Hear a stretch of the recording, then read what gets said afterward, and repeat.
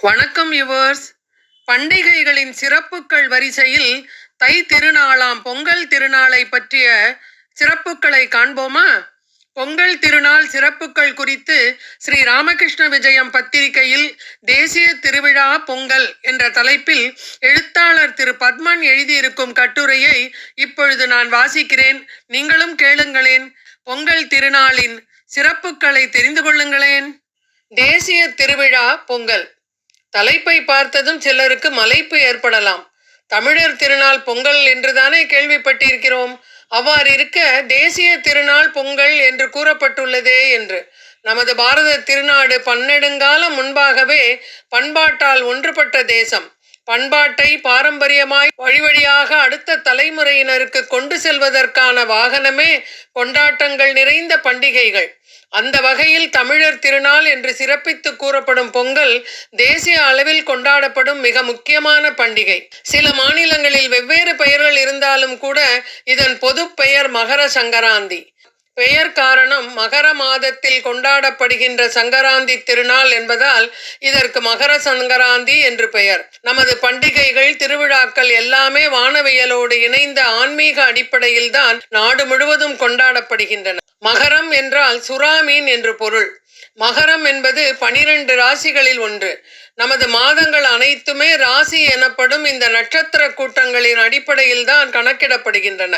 அந்த வகையில் வானிலோ சுறாமீன் போன்று தோற்றமளிக்கும் மகர ராசியில் மகர மாதம் எனப்படும் தை மாதம் தொடங்குகிறது.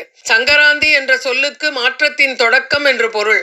சூரியன் மகர ராசியில் பிரவேசிக்கும் அன்றைய தினத்தில் இருள் மிகுந்த பனி நீண்டிருக்கும் 6 மாத காலம் முடிவடைந்து வெயில் நீண்டிருக்கும் ஒளி மிகுந்த 6 மாத காலம் தொடங்குகிறது. இதனை உத்தராயணம் புண்ணிய கால தொடக்கம் என்பார்கள்.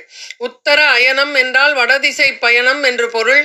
இதுவரை தட்சிண அயனம் தட்சிணாயனம் எனப்படும் தென் திசை வழியாக நடைபெற்ற சூரியனின் சஞ்சாரம் தை தொடங்கி ஆனி மாதம் வரையான 6 மாத காலத்திற்கு வடக்கு வழியாக நடைபெறும். தட்சிணாயன காலத்தை தேவர்களின் இரவு பொழுது என்றும் உத்தராயண காலத்தை தேவர்களின் பகல் பொழுது என்றும் கூறுவர்.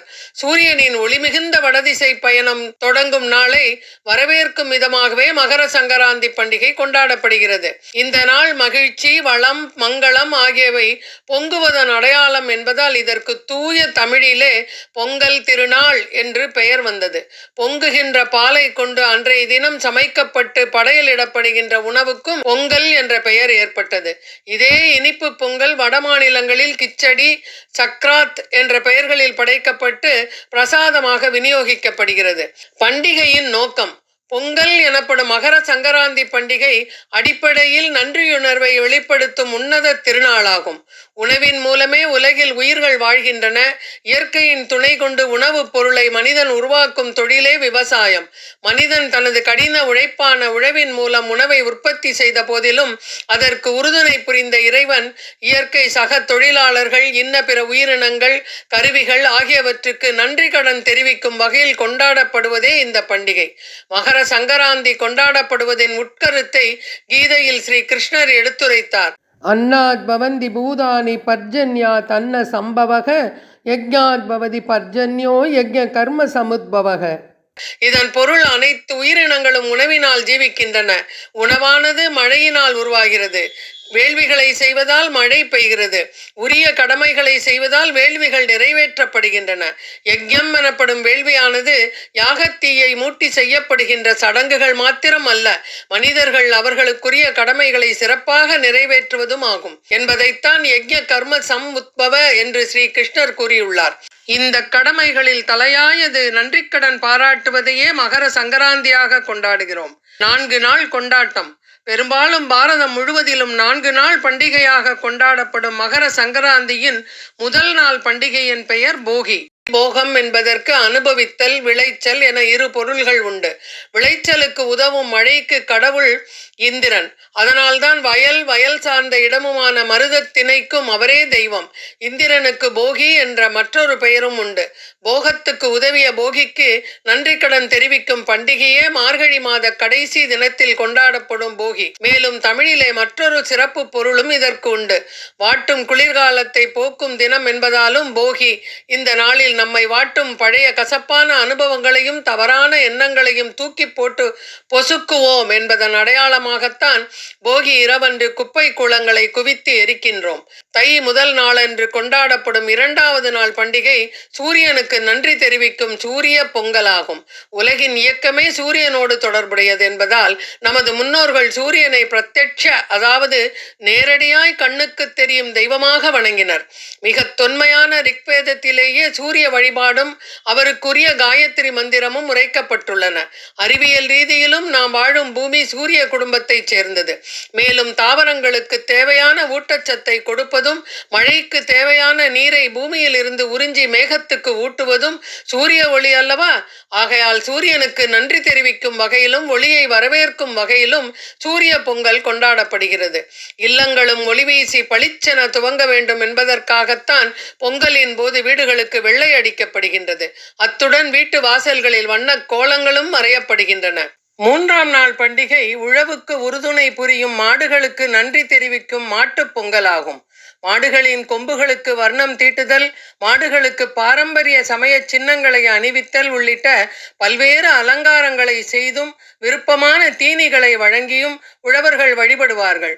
உழவு கருவிகளும் வணங்கப்படும். தமிழகத்தில் மதுரை, அலங்காநல்லூர் உள்ளிட்ட இடங்களில் அன்றைய தினம் அடங்காத காளைகளை இளைஞர்கள் அடக்கும் ஜல்லிக்கட்டு எனப்படும் பாரம்பரிய வீர விளையாட்டு நடத்தப்படுவதும் வழக்கம்.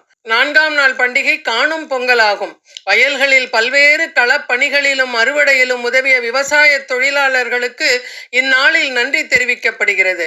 அத்துடன் சமூக பெரியவர்களையும் உறவினர்களையும் சந்தித்து வாழ்த்துக்களை பெறுகின்ற மகிழ்ச்சியுடன் அளவலாவுகின்ற நாளாகவும் இது திகழ்கிறது. வெவ்வேறு பெயர்களில் தமிழகத்தில் பொங்கல் என்ற பெயரில் கொண்டாடப்படும் இந்த பண்டிகை அண்டை மாநிலமான கேரளத்தில் பொங்கலா என்றும், கர்நாடகத்தில் மகர சங்கரமணா, சுக்கி ஹப்பா என்றும், ஆந்திரம், தெலுங்கானா ஆகிய மாநிலங்களில் சங்கராந்தி என்றும், பெத்த பண்டுகா என்றும் அழைக்கப்படுகின்றது.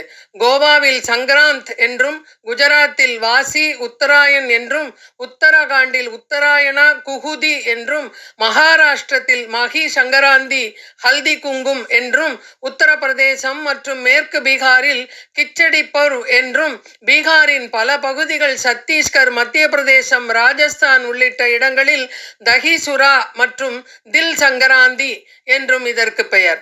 பஞ்சாப், ஹரியானா, ஹிமாச்சல பிரதேசம் ஆகிய மாநிலங்களில் மகி என்றும், ஜம்மு மற்றும் சிக்கிமில் மகி சங்கராந்தி என்றும், காஷ்மீரில் சிசூர் சங்கராத் என்றும், மேற்கு வங்கத்தில் பௌஷ் சங்கராந்தி என்றும், ஒடிசாவில் மகர சௌலா என்றும், மேகாலயாவில் புஷ்னா என்றும், அஸ்ஸாமில் மக்பிஹு என்றும், திரிபுராவில் ஹங்ராய் என்றும், அருணாச்சல பிரதேசத்தில் பரசுராம் குண்ட் மேளா என்றும் இந்த பண்டிகை அழைக்கப்படுகின்றது.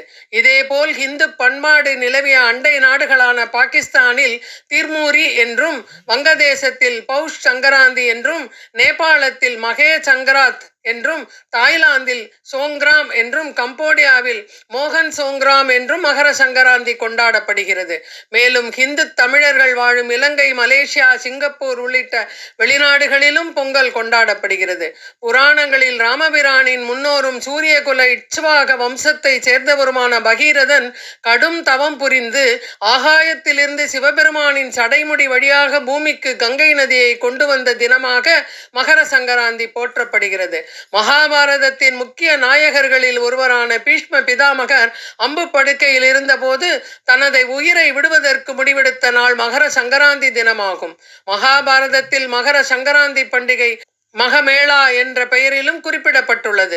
தற்போதும் கூட மகர சங்கராந்தி தினத்தன்றுதான் கங்கை நதிக்கரையில் கும்பமேளா எனப்படும் புனித நீராடல் தொடங்குகிறது. பழந்தமிழ் இலக்கியங்களில் சூரியன் வடதிசை பயணமான உத்தராயண புண்ணிய கால தொடக்கமே தமிழகத்தில் பொங்கல் பண்டிகையாக கொண்டாடப்படுகிறது என்பதற்கு சங்க இலக்கியங்களிலே சான்றுகள் உள்ளன. அந்த காலத்தில் பல தவசீலர்களும் சான்றோர்களும் மார்கழி மாசம் முழுவதும் கடுமையாக உண்ணா நோன்பிருந்து சூரியன் மகர ராசியில் நுழையும் தை முதல் நாளன்றுதான் புனித நீராடி உணவு உண்பதை வழக்கமாக கொண்டிருந்தனர். இதனை 8 தொகை நூல்களில் ஒன்றான நற்றிணையில் பெயர் தெரியாத புலவர் ஒருவர் இயற்றியிருக்கும் பாடல் கூறுகிறது: வான் பெயல் நனைந்த புறத்த நோன்பியர் தையூன் இருக்கையில் தோன்று நாடன்.